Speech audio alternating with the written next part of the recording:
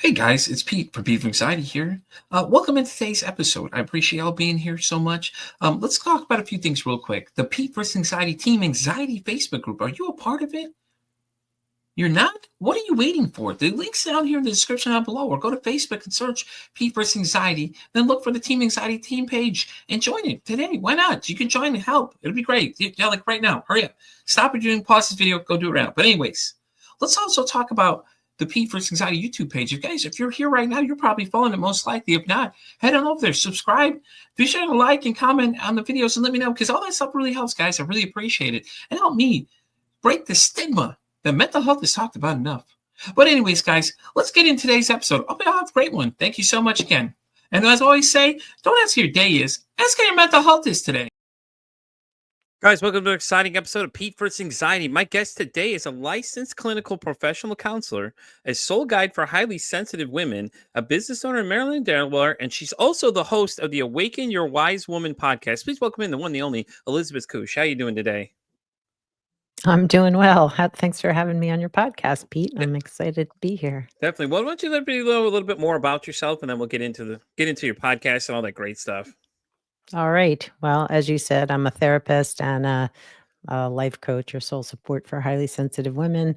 I got into the work because I was a very anxious person for most of my life. And once I had kids, realized that it was important for me to understand how to manage my own anxiety and stress.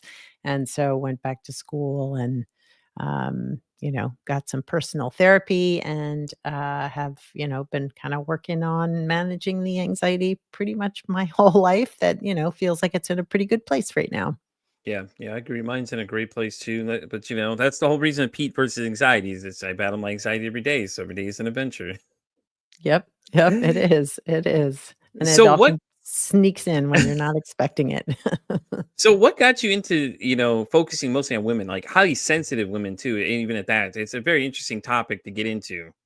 Yeah. Well, I learned later in life, probably my late 40s, maybe early 50s, that I was highly sensitive. So they're learning, I think, more and more as more research is done about high sensitivity, but it is considered a neurodivergent trait. And so people who are highly sensitive feel and notice sensory information at a much deeper level. So it could be Oh, okay. feelings, but it's also all sensory stimuli like sound and smell and taste and touch. And so um, we're very deep processors. We love, going deep in conversation, but also can feel very deeply as well. And so once I learned more about it, I recognized that so many of the clients that were reaching out to me also had high sensitivity as well. And so um, I think probably my website copy helped them feel seen or something. But, so it drew a lot of highly sensitive people to me. And so I've just continued to dive deeper into that work with my clients because it feels really important to validate them, but also to bring more awareness to what being highly sensitive really means. Would you say It they're doesn't highly just mean you get energy upset all sensitive the too, time. though? Yeah. Oh, totally. Totally. Pick up on others' energies for sure. Yeah, Yes. Yes. Very subtle. Um, I was thinking about this the other day. Just subtle energy shifts in other yeah. people can really, um, it can activate a lot inside yourself, right? Hmm. Like you're feeling it, but maybe you're not being able to identify exactly what shifted or Yeah. changed. Yeah. Yeah. Yeah, see, I'm the same way, so that's why I can relate to that because that's how it was too. For me, it was this weird tingling feeling. Sorry, I'm not supposed to call it weird. After I met one of my other guests, she told me, "Don't call it weird because it's normal." But it was like a weird. Yeah. It was like a tingling feeling, like you knew something was in the air, that something was there, Yeah. like you felt the presence of something. And now Yeah. it's when people get close enough to me, I can feel if I don't like you, I got a real nasty pit in my stomach, and it's just one of those things I Mm, never could put my finger on what it was until I met a few guests that do energy work, and we were yeah. discussing it, and they were describing it to me, and I was like, okay, well, this is really fascinating because now it makes sense because I can read the Mhm. room a lot of times. I could look at most people, I can tell if something's wrong a lot of times. It's just that energy they give off, and then the principle of Yes. like the fact to have such a small inner circle though is because those are the people I want, and the other people that don't like my energy are the people that tend to fall off eventually because they just don't like what I'm giving out. Yeah, yeah, yeah. Well, and I think and I don't know if you're highly sensitive or not, but I think too, highly sensitive people tend to have, yes, a very close-knit circle of people they trust, right? To Yeah. receive them, but also to be in relationship with because it's important to feel safe and feel safe energetically with the people that you're with. Yeah, yeah. No, I'm Yeah, the same way though. I really just keep a small, close circle of people. I let yeah, people into the outer orbit. If you make it to the inner circle, then you've really made it to a level of trust, and that's hard for a lot of people to get to because I don't keep a lot of people in there. yeah. And it's just because all the things I've dealt with all my life. My ex betrayed me, so then it kind of really closed the circle down. Then I was like, yeah, I don't trust a lot of people because how do I know you don't have alternative motives and things like that too? Totally. Oh, yeah. Well, and I think like what's interesting for me is that I think that because of my sensitivity, that when you're born with it, that Yeah. not everybody in my family really understood it. And so it was often like, you're too emotional or Hmm. you're making too much about this. And so I think that in many ways that probably contributed to my anxiety, just like oh, I have to shut these feelings down of big emotions or being overwhelmed by smells or not liking particular food because of texture, like feeling like I had to kind of tamper down who I was. And I think that kind of contributed Yeah. to the anxiety that I carried. Yeah, I don't think I Yeah. had a real big texture thing. I'm open to try any kind of foods. I don't think any of that really affects me really too much. But I could see that though. A lot of sensitive people like that though, and I think that the Mhm. problem is a lot of people view them, or they'll say mostly women, they'll say, "Oh, they're crazy." Not necessarily. Maybe it's the fact they are, like you just said, they're oversensitive, and they just don't want to deal with your crap. Maybe that's what it is. What I'm saying? It's just like Fascinating. it's just so funny because these stereotypical things guys say about women. Say, oh, she's just crazy or whatever. Because some girls are very emotional and some aren't, and it's not that Sure. they're crazy. It's just they're more in tune with their emotions than most people are. Is what my thoughts are. And after doing a lot of these episodes, you start learning different things, and that's a lot of things you start picking up on. Is that sometimes it's not that the person is Mhm. sensitive or whatever. It's the fact that they're just really in tune with their emotions. Totally. Oh, yeah. Well, and I think that term of like, oh, that, woman is crazy is also a way to Hmm. kind of pigeonhole women as hysterical or overly emotional versus just being who they are, right? Like, yeah, Yeah, yeah, yeah, yeah. That's how society works these days. We got to put labels on everything because if not, we feel like we got to oust it out, and it's just yeah. I And know. then I know. don't even get me started on social media either. It's every It's day you open tough. your phone, it's something new. I know. I know. It's true. It's true. It can be overwhelming for sure. The social So media thing. so when did you start your podcast? I mean, I know being a podcaster, it's a lot, but I mean, it had to be something interesting in the beginning. Yeah. Well, actually, my podcast started in I think the first episode launched in 2018, and Oh, okay. m- my goal at the time was to focus on anxiety for women. So it was called Woman Warriors, not warriors, but warriors, because Uh, women worry a lot. I And like that. I I like that. dove deep into just why so women are diagnosed with an anxiety disorder twice as often as men. And Yeah. so I was like, all right, well, let's look at that. Why is that? Is it just that more women are going to therapy or entering into research? Or is it that there's really stuff happening for women that contributes overall to them being more anxious than men? And so talking about trauma and talking about high sensitivity and all the things that could contribute to anxiety and, I think that stayed the focus for about 3 years, and then kind of as I evolved and as the conversations I wanted to have evolved, I decided to shift to really focusing the podcast on helping women live their best life. And so all the alternative forms of healing and and different types of therapies, and just also adjusting to life, when your kids are older, stuff like that, that I just really wanted to make the podcast more about that. And so I shifted it to Awaken Your Wise Woman. Excuse me. And yeah, and so now we're on like the 3 years prior, of Woman Warriors was like 1 season, and now I will be recording season 6 starting later this fall. So yeah, I think yeah. So I'm on a it's really been a continuous season journey. right now. I've been going since September of last year.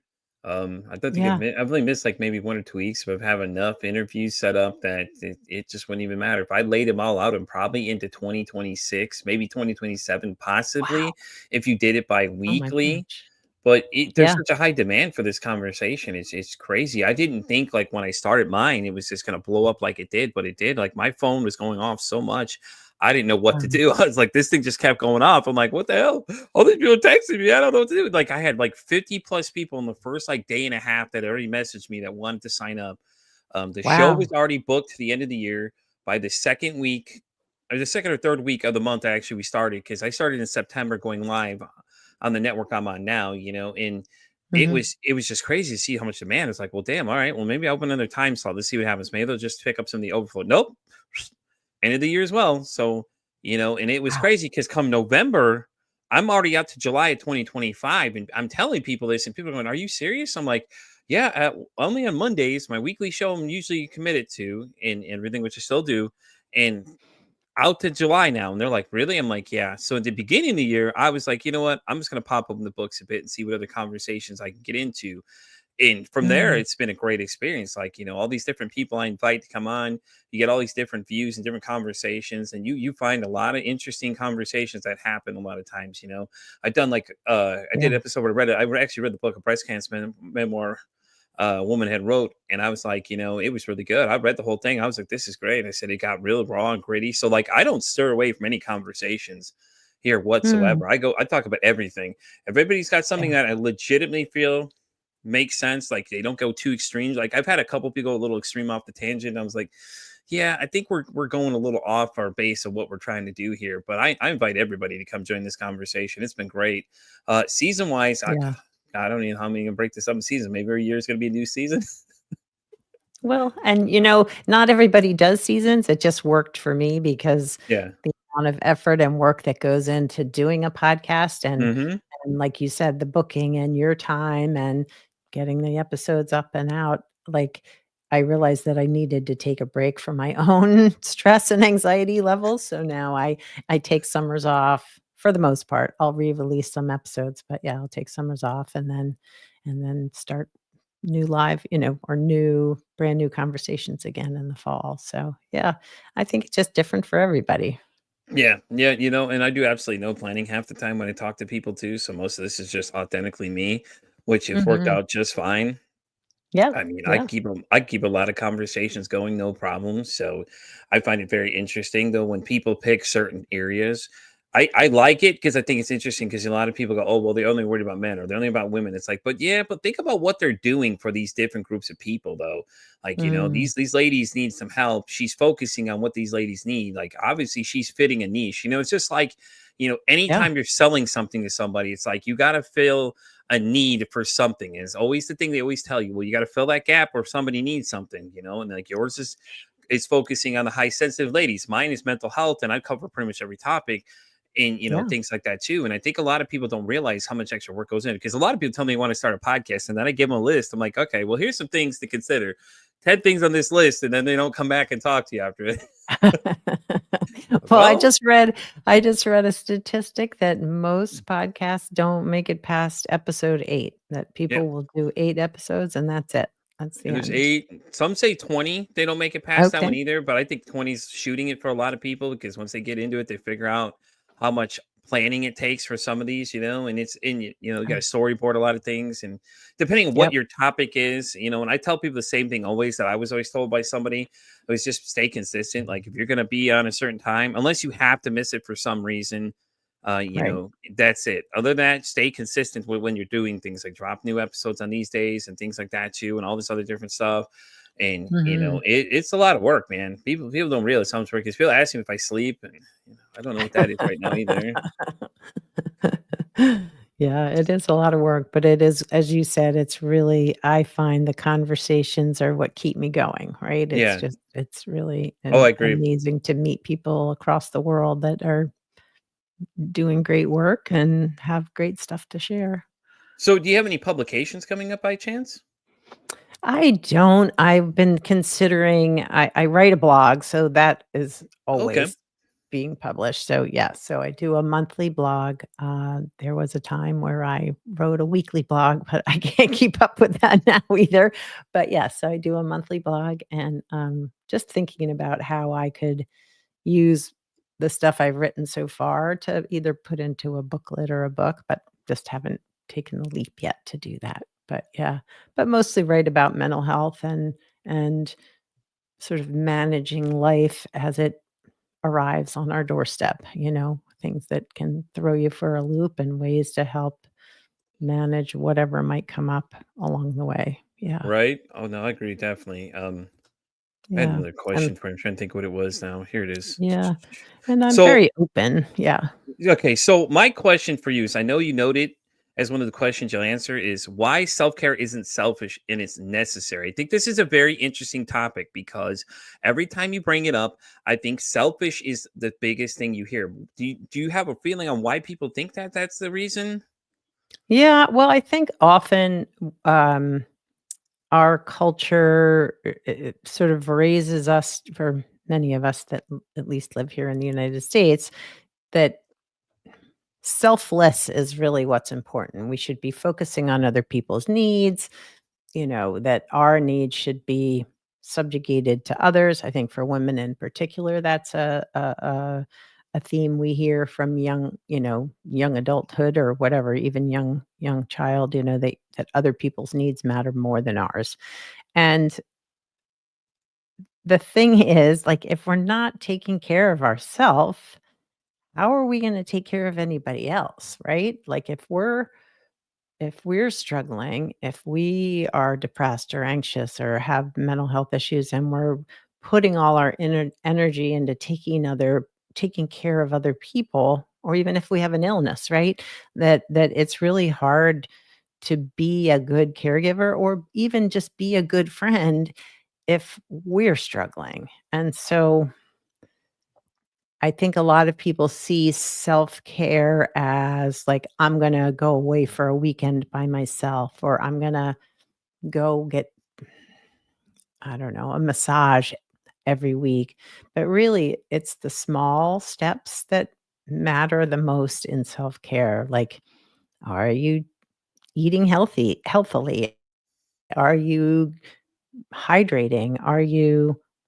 I can't tell you how many people I've talked to who will tell me, like, "I don't think I ever ate anything till I got home from work today." And I'm like, "You should be nourishing yourself throughout the day." Or, like, "Oh, yeah, oftentimes I'll go, like, the whole day without going to the bathroom." And I'm like, "How do you" 1, I don't know how you do that, but 2, like, that feels like you're not really paying attention to what's happening inside your body, right? Right. Um, so getting enough sleep, like, that's a huge, huge, factor in mental health issues. If you're not sleeping well, your body is never having a chance to reset fully and like a computer sort of rebooting, right? So the small pieces of, resting, like, say, during the day, take them home and lay down for 10 minutes. A lot of people really have a hard time with making their own care a priority, and I think that needs to change. I feel like we Mhm. really need to encourage everyone to be taking good care of themselves Yeah. No, 'cause I agree. it'll kill us, right? Yeah, no, I agree. If you don't take time to worry about yourself, you're going to break down and then you're just not going to be good to anybody at that point, and it'll make no Right. sense. Like you could worry about all these other people, but it's like, what are you doing for yourself at the end of the day? Yeah, and it makes you that much better able to to be there for other people. If we're coming at them with our own stress, we're really not that much. We're not being that helpful, if we can't meet them with a full heart and full energy, right? Yeah. So my next question though for you though is kind of in the same realm. It's, building a loving relationship with yourself. A lot of people don't like themselves. What tips can you give them to try and treat themselves better? Because there's some people out there just hate themselves, do all that negative self-talk to themselves. And I don't like that. Like I don't agree to the whole negative self-talking. Anytime I start doing that, I'm like, no, we don't do that here. We don't do that kind of stuff here. Yeah. No, I think that's part of self-care too, right? Is to be kind to yourself and treat yourself like you would the other people in your life. But you're right. I think that we've learned from an early age that being critical or treating ourselves with like sort of tough love is the way to make us feel more motivated or something.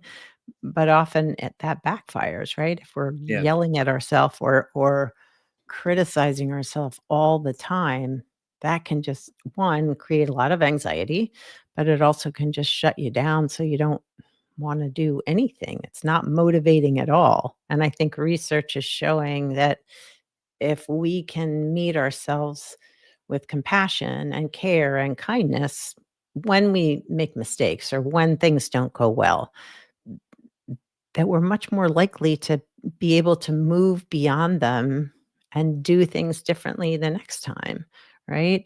Like, I can remember,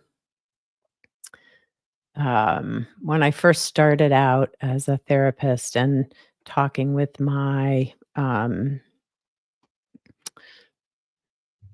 forgetting what they're called, but like a mentor. So she Yeah. was a supervisor, and I felt like a session with a client hadn't gone really well, and I was really dumping a lot of criticism on myself, like, "Oh, I should have."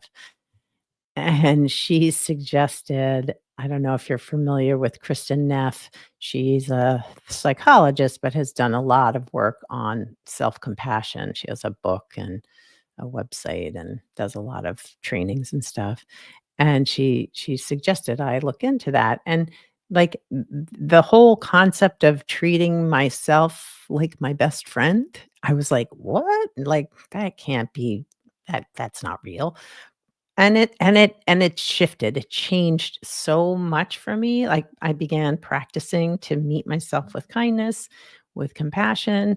When I felt that sort of self-critical part chiming in, like, "Okay, I hear that it thinks it's helping, and, can I be kinder to myself in this moment? Can I recognize that maybe I didn't maybe I wasn't as nice as I could have been to that person, but I know I can do it better next time, right? Like, instead of like, "You piece of poop, like, what the hell are you doing?" Like, you know what I mean? Yeah. You can insert whatever words you like in there for that one, but yeah, no, I get that though. I get the idea of being a teammate with your body because if you don't work with your body's gonna work against you, and you'll start breaking Mhm. down and all these other things, And I learned that early on that I did not take great care of myself, and now I deal with a lot of problems now. But I get through Mhm. it. It gets better every day. I just it's just getting it done is the part it's just hard for me sometimes. I procrastinate a lot of times when I do things. I'm just like, yeah, I'll get around to it eventually, and then I don't. And I'm like, yeah, I'll do that Mhm. tomorrow. It's just but it makes sense though. I mean, you're a team either way you look at it. Because if you're not taking care of yourself, how are you going to get yourself where you want to be? At the same time. Yeah, And I absolutely. think that Yeah. falls into the category too of self compassion and why we need it though. He's like, if you don't have self compassion for yourself, it doesn't make any sense. You know what I mean?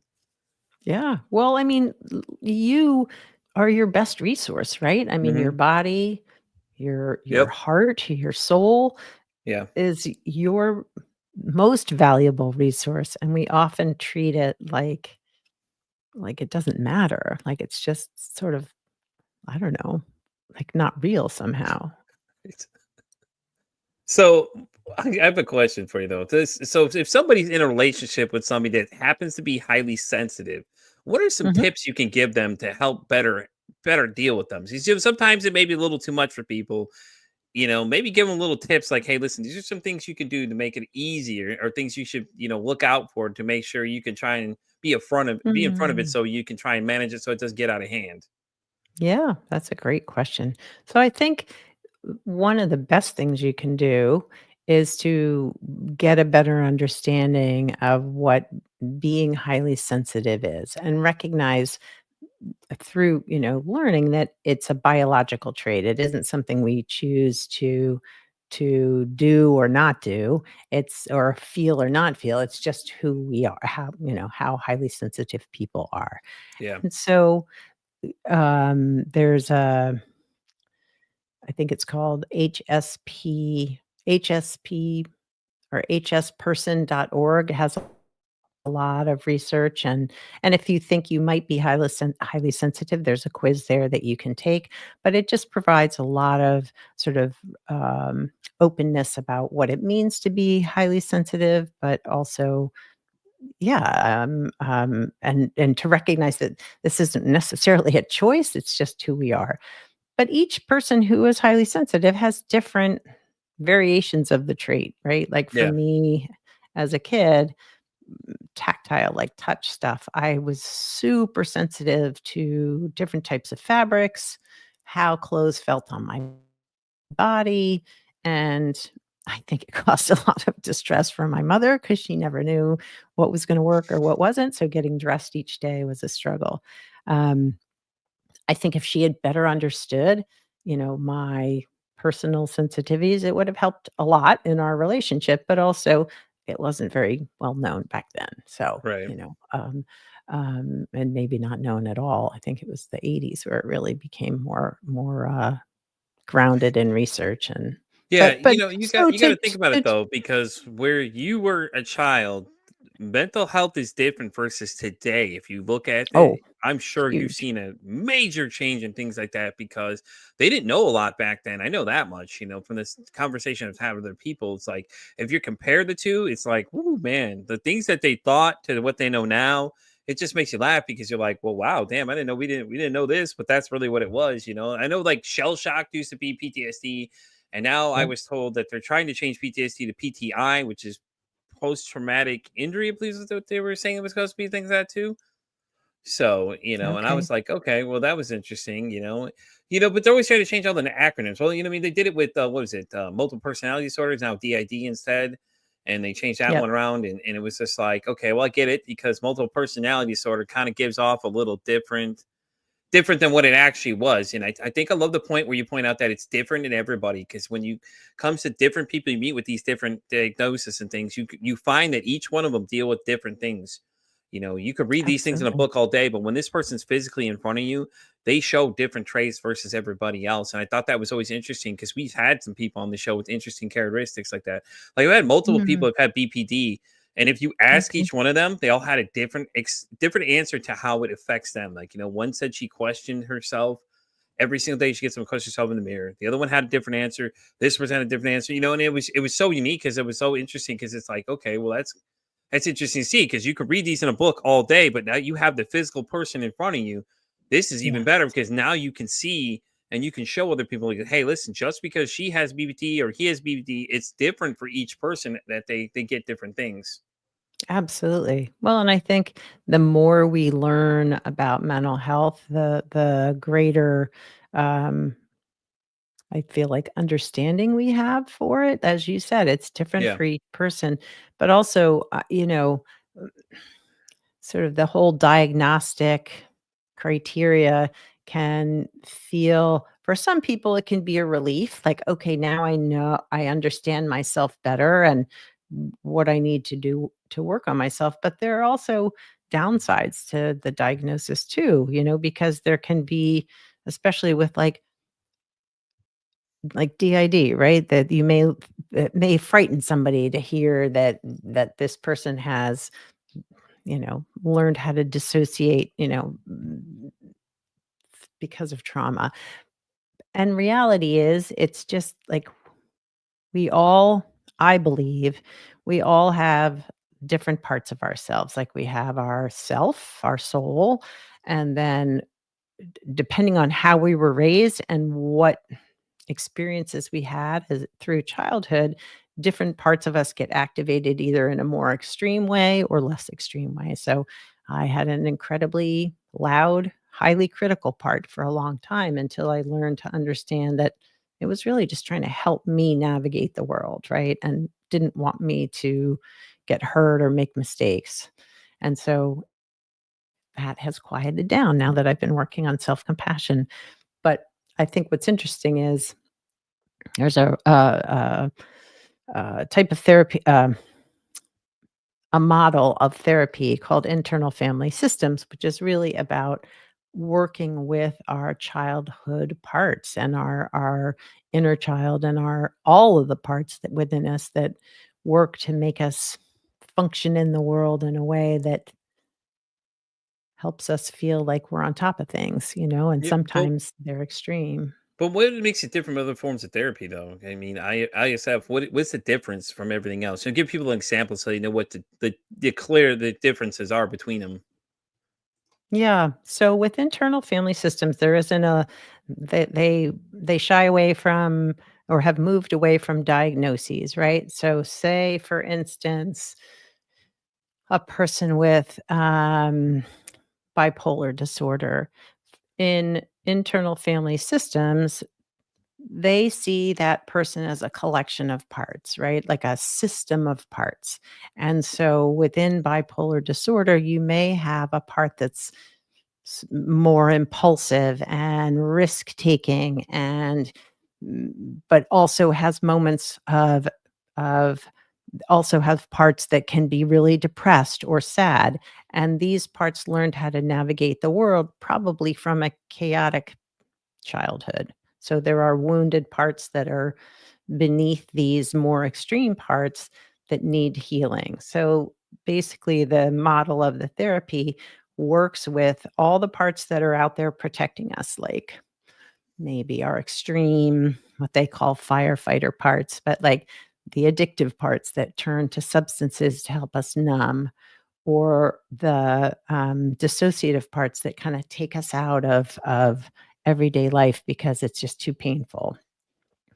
They see all those parts as super helpful, like, there are no bad parts, and when we learn to work with them within our own system, and often with the help of a therapist, it creates a more balanced system. So those parts are still there, they're just not quite as extreme, and so through that process, you then eventually get to those very wounded childlike parts that have kind of been pushed aside or isolated because their feelings were just too extreme, too deep, too hurtful, too painful.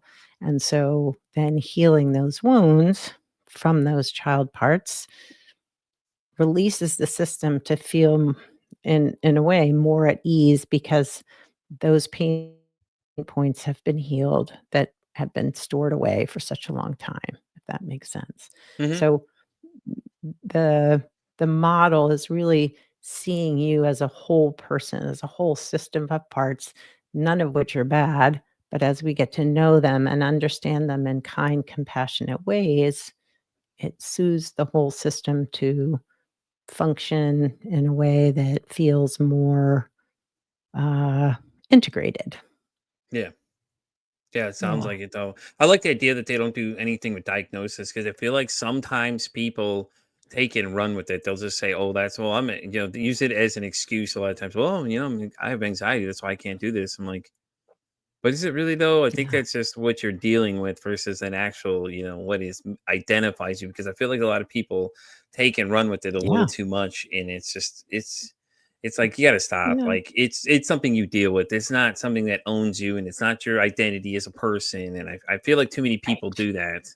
Yeah, just sort of over identifying with the diagnosis. Yeah. No, I Or they agree. run with it Well, like, "Oh, I can't do this because I have too much PTSD or something." You know what I mean? Like people just there's some people that mm, use it and make it look bad for other people. So when people start coming in contact with these things, like, "Oh, great, here goes another one," kind of thing. And I think that's where the internet makes it worse though, because then you got all these people out there giving out all this advice, and it's like your first question should be ask credentials. Like, what are your credentials for giving me advice right now? It's great that mm, everybody has an that opinion, is but true. when you start trying to tell me what to do, if you started off, well, this is my opinion, okay, it's different. But if you just start spouting things out and you've given out some advice to these people, you better have some credentials, because other than that, you're falsely identifying as somebody you're not. You don't have any idea what you're talking about, and then you're giving them bad information, and all these other people have all these problems, and then it's just like it just cycles out of control like an endless spiral, and it's Yeah. horrible. It really is. I think social media, people take a little listen to what too many people say, like especially these health influence guys. Like I watch all these videos all day. I see all the time coming across my timeline. The things these guys are saying is just crazy. Like they're just Oh, all spouting out sometimes. things. Yeah. Well, because they Yeah. fear Yeah. monger a lot of times. They're fear mongering a lot of stuff. A lot of them are Yeah. like, "Oh, don't buy this product. I'm invested in this product, so you should go buy this." Yeah, yeah, yeah. Well, and just the lure of becoming an influencer, to be the voice of whatever it is, it is a little scary, like you said. So, what are your qualifications? How did you get to be the person that influences my health or whatever it might be, my mental health? Yeah. Yeah, Yeah, yeah. no, I agree. I think it's just crazy that then the subject. I don't know if you heard about this though. Chat GPT came up in a conversation I had with Dr. Fujane and I. We were talking about this. She had Mhm. told me this incident where Chat GPT was talking, where somebody was talking to Chat GPT, typing some things in, and apparently this person was dealing with suicidal ideation. So this conversation got interesting quick. So apparently, in the Mhm. conversation, the person said that ChatGPT basically told them, was giving a list of ways of how to commit suicide. I was like, "What are you doing, ChatGPT? No!" Oh, yeah, yeah, yeah. I I was, mean, there's definitely, yeah, scary. I think ChatGPT or any AI can be helpful given this however yeah. you choose to use it, right? Right. And it should not be your therapist. It shouldn't be your best friend. Like, Joe, listen what she said. It should not be your therapist. This coming from a licensed person telling you that that is not your therapist. Stop doing that stupid TikTok trend. Because that's where it always starts is oh, TikTok, or somebody starts doing it, and then everybody starts wanting to do it too. And it's just like, God, please stop doing it, because that's the situation we run into. And Dr. Vijayna had her own app, and she was like, I have AI built in mine, but she said that was something I was trying to avoid happening. Like she was like, I'm blocking the way to get to these kind of things from happening. And I was like, that was so fascinating when she told me that, because I was like, what? I was like, I haven't heard about that yet, and everything else like that too. And it made oh me yeah. laugh, because I'm like, hey, yeah, like you didn't really think people were gonna go do Chat GPT, but you forget, people are easily influenced by things. They see these big influencers and go, oh well, if he's doing it, why can't I do it too? And I'm just like, no, stop the sheep like mentality, please. Well, and ChatGPT or any AI is only as good as the information it's fed, right? Yeah. And so if it goes down a dark hole, there's a lot of darkness on the internet. You know what I Mm-hmm. mean? Mm-hmm. So we have to be mindful of, you know, how can we use it in productive, healthy ways, which I think there are probably some really good benefits to it in terms of easing workflow and stuff like that, but it's not a human. Yeah. Yeah. No, I agree.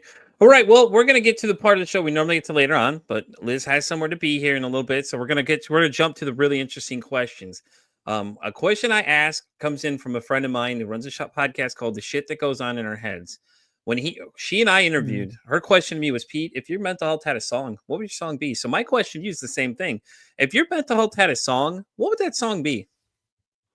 Oh Everybody my loves this gosh. question. I'm telling you, everybody loves this question too.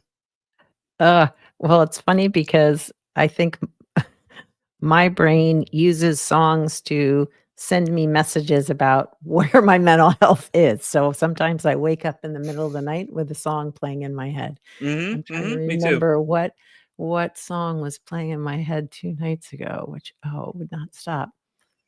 Um, if my mental health right now, God, my brain is not with songs right now.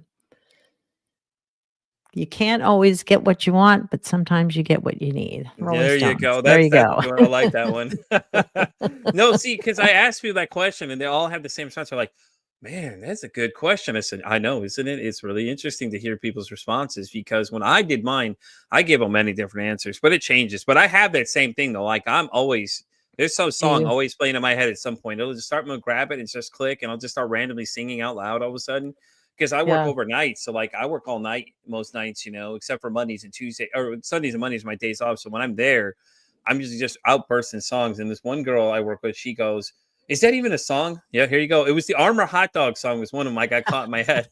I don't know where this one came from, but I was like, Armor Hot Dog. I just started singing it across the room. She's like, "What are you singing?" I said, "Oh, the Armor That's Hot Dog funny. song. You don't know it? I'm gonna teach it to you tonight. Don't worry. We're gonna learn it together or whatever." And she goes, "Is that a real song?" So I pulled up those old commercials. And she was like, "Dude, That's really? funny. What the hell is wrong with you?" I'm like, "I don't know, man. I can't tell you. Just, songs just pop in my head and just all of a sudden I get fixated on them and things like that too." So my wife, it annoys her too when I do it because she'll put a song on. If I really like it, I'll just start breaking out the song every so often with it. I come in the store in the morning and she's just like, there's countless times she said, "Well, I heard you come in this morning." "Yeah? How so?" She's like, "I heard you singing again this morning." I'm like, "Oh, sorry. I got caught in the tune in my head, it was just going. I can't get it out of there, whatever." She just starts getting mad at me. So, all That's right. funny. So my next question is, and the whole point of this podcast is if you could break the stigma about mental health. Now, anything you've heard someone say that just absolutely boils your blood, you're just like, "Stop, dude. Just stop believing this nonsense." What would it be?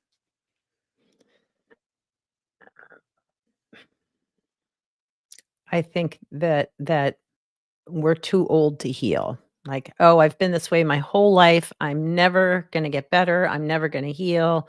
Like, I had all this terrible stuff that happened in my past, and I don't believe that. I think that we can heal at any age. I think that healing is possible for everyone, and I think that's the thing that makes me most crazy. Yeah, but let me touch on that a little bit for you. Do you think it's because the way that society or someone in their family has influenced them? Because you know that a lot of times it usually comes from the top. Their grandparents taught their parents taught them, and and things like that too. Do you think it's more of it's an environment type thing? Is that maybe that's what they grew up around, thinking, okay, well, you're broken, no way you can help yourself? Yeah, I do. I do. I think often we are, taught to believe that, yeah, if you're broken, that there's no fixing you. And one, that's a very sad way to look at mental health to me. Like, we're not broken, we're wounded. And can we heal wounds? We absolutely can. And I believe it from the bottom of my heart, I think it's also a lifelong process. Like, if you start healing at whatever age you are, you may not get to a point. I'm not sure I'll ever be at a point where I'm like, "I'm healed. I'm done. I'm finished with this journey," right? It evolves. As new things come into our lives, we may have to address different mental health issues, struggles, right? But that doesn't mean you're not growing and healing and moving forward. Right. Right. Well, I wanted to thank you as we start wrapping up for coming. It was great. I enjoyed having you here. When Same. is your podcast still going? Are you on next season yet? How do you release it usually, and where are you at? Yep. So I'm on all the platforms, I like it. but you can find the Awaken Your Wise Woman podcast on Apple or wherever. Um, um, there are episodes up, as you know, like for podcasting, there all the episodes are there. I will start recording new interviews at the end of this month. So season 6 will be starting probably by the end of September once I have a bunch of episodes ready to go, interviews ready to go. But there's lots, over 200 conversations that are There already you there. go. That's So it's awesome. out I think there. I'm at like God, I don't even know, man. I'm at 150 at least in less than a Nice. year. So I mean, but I've That's also done a awesome. lot of. I've been recording like 3 or 4 days. Sometimes it just depends. Like I just love the conversations. But thank you so much for coming. I appreciate you being here. Oh, Well, please. good luck on the Thank next you. season. I think it's Thank gonna be you. great, guys. You can tune in, like she said, check her out, go see what she did. And if anybody wants to reach out to you, what's the best way for them to reach out to you? You want to go to your website? I know you're everywhere. Yeah, yeah. Probably my website's the best place to go. It's elizabethcush.com. Cush is spelled with a C. Often AI thinks it's spelled with a K, but it's not. So if you go to elizabethcush.com, you'll find the podcast, you'll find my coaching website, and that will link you to my therapy website as well. Well, guys, that's going to wrap up this episode of Pete vs. Anxiety. Once again, thank you so much for coming. I appreciate you being here. It's great. I know we're on a short little time constraint, so we know she has to be somewhere. So we're going to let her go at this point, guys. Well, I'm Pete vs. Anxiety. I'm on everything. I'm on Spotify all the way down to iHeartRadio. I'm on X all the way down to TikTok. And as always says, it costs nothing, absolutely nothing. Be kind to somebody. One kind act you can do can save someone's life, or hell, you can make their day. I'm Pete vs. Anxiety signing off saying, hey, don't ask how your day is today. Say, hey, how's your mental health today?